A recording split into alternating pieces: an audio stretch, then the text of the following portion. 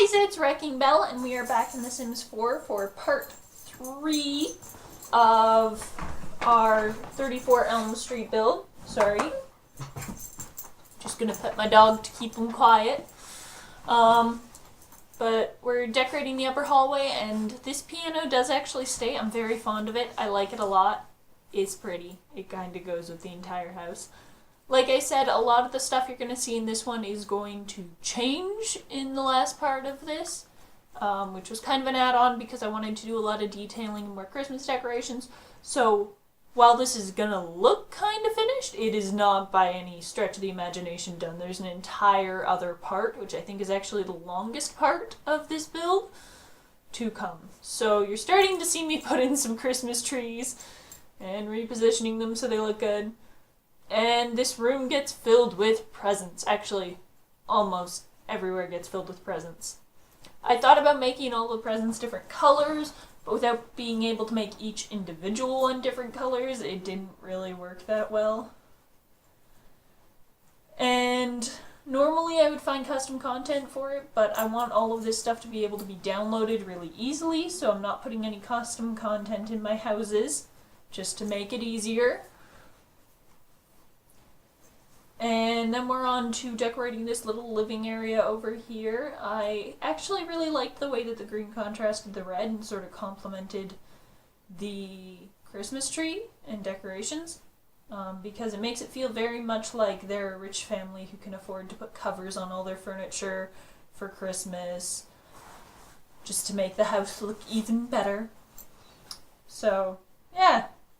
I'm not entirely happy with how this room turned out. I think it could have been a little bit better in this part, but furnishing is never really my strong suit in giant houses. I'm not super good at it.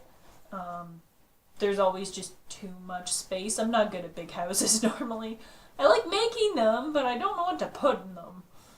So mostly it's just a lot of filling corners with stuff. And actually that little extra half bath that you can see off on the side there, I don't furnish it until the next part. I completely forgot about it, but it does get furnished. So yeah, so we're just going around adding in plants because when all else fails, add plants. And I think we're about to go into decorating this sitting room, living room? I don't even know. I don't know what to call all these rooms. Anyway, so we're into decorating this little living room over here. There are actually no, there is a TV in this house. I put the nice big curved TV from City Living in the giant room. But this is part of what you get used to for the rest of the videos. Putting little decorations on walls. More and more and more and more and more. And actually that entire wall is subject to change in the next part because I am ridiculous and kind of went a little overboard on this. But all in all, I think it's a good sized living room. I think I decorated it nicely. I like using those little spooky stuff tables because it looks like the tablecloths are just kind of torn and everything. I'm actually really fond of them. You'll see me use a lot of them in this house because it just makes it look a little bit older. I kept trying to find a place to put that painting, and finally I decided to put one on that wall, and I actually ended up putting the male portrait on the other wall, which I'm really fond of. And then I get distracted and stop decorating that room and start decorating this room. I originally wanted this room to look a little less formal, a little more like a family had moved into the house at some point. I decided against this in the next part. Not sure why, I just wasn't feeling it when I finished decorating. But, yeah. And then we're going to put some plants along this back wall because I was trying to figure out what to do with it, and I just... When all else fails, plants. Lots and lots of plants. That's what you do. I've got a dog on my lap that wants me to cuddle. And he's being very distracting, so I'm sorry if I seem kind of distracted in this part.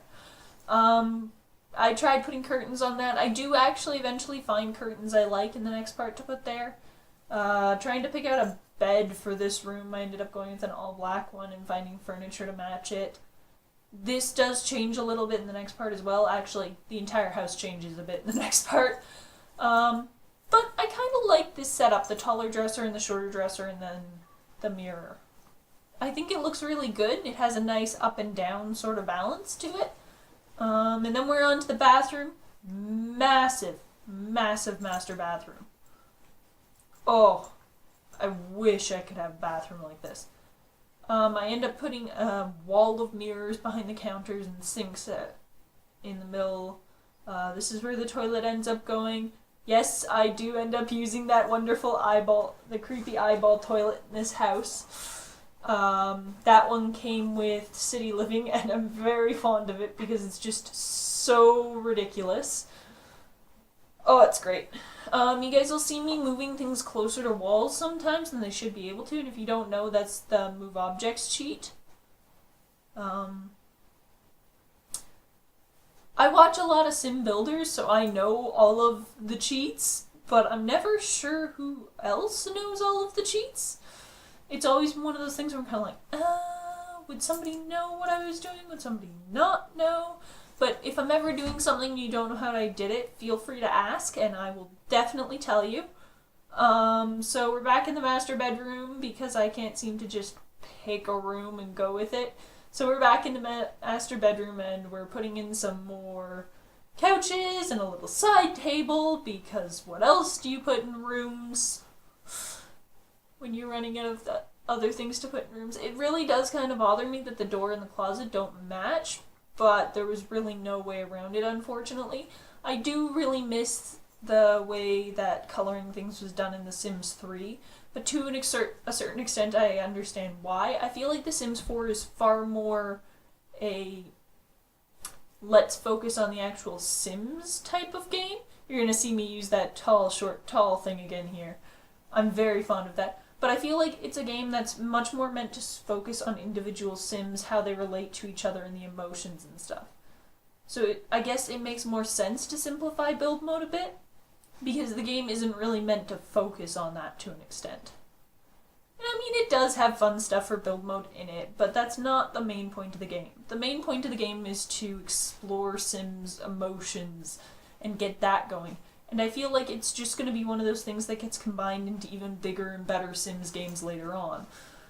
So I'm perfectly happy to take a game that's more focused on the individual Sims and creating characters around them and giving them emotions. It was a big undertaking, and I'm actually really impressed with how well they did. Yeah, you can see the eyeball toilet over there. I'm very fond of that eyeball toilet. It's really creepy looking. Can you imagine that? You walk into a bathroom in the middle of the night, lift up the toilet seat because you gotta go, and there's an eyeball staring at you. So we're just doing this little hall bathroom here. I guess not little. This fairly large hall bathroom here. I put the sink and the toilet on the diagonals. There's a couple really big windows in there. Not the most private bathroom in the world. We're on to the first of the 2-bed bedrooms, I guess.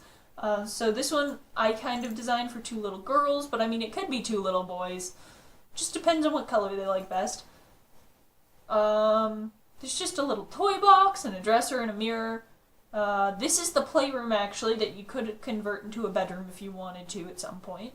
But I just filled it up with all sorts of toys. There's the little puppet show theater. This does change as well in the next part. Like I said, every single room has some changes to it in the next part.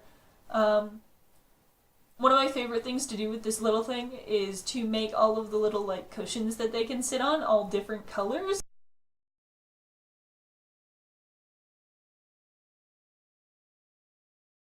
Sorry about that. So we're back into decorating. We just finished up the playroom. And now we're going on to the second bedroom. It's the blue room, and it's got 2 beds in it again. I kind of imagine this as a little boy's room, but it could really be anything. I decorated them very generically and just kind of picked a color for each. So it really could be anything. Just putting some trees around the outside of it, and I'm glad I went back and detailed because I feel so much better about the yard and everything now than I did before. And now we're decorating the upstairs, and you can see that there's a little chest up there so your Sims can like hide stuff up there. So this is what I'm saying is more like the pantry than anything else, the actual used storage. And then there's just storage that's just a bunch of stuff just mashed into rooms. So it is just full. It is a packed attic that's just full of stuff. So I got to use all those little, like, weird things that I never get to use. I got to put them in strange places and just fill up space with things, which is one of my favorite things to do in this game because there's just so many weird things, like that ATM where there's a skeleton back there, these big weird machinery things and large pipes. It's a lot of fun to just fill space with stuff. So there's a lot of that that's about to happen. I like that there's a little, like, oh, what's it called? Sam something, like the American guy, whatever it is. Anyway, that they've got like American top hat that you can put in. There's a bunch of filing cabinets and some display cabinets. I threw a picnic table in there just because. There's a cabinet, a butler statue, a piece of shelving, some weird tube thing. Just filling it with stuff. Little clutter items. I put in some lockers because why not? Bookshelf that looked kind of weird. I used it as a divider to kind of fill up some space in the room. I'm putting some weird things all over the place. This is just kind of space filling, really, but it's fun. I actually really like the space filling. I like that one because it gives the illusion that someone at some point in time made their own alcohol here, or I guess for Sims juice. Putting clutter on tables. I don't know why there's a road stop sign there, but why not? A big column, because why not?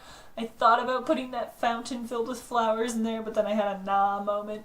So there's the statue with the black top hat. And then we're on to this room, which is actually kind of a neat little room because I sort of turned it into a witch's study in a way. Not entirely, but just kind of fond of it. So yeah, that's about it for this episode, guys. Thanks so much for watching. If you like this video, hit the like button down below. If you want to tell me what I did wrong or what I did right, please comment underneath. If I missed anything in this build, please let me know in the comments.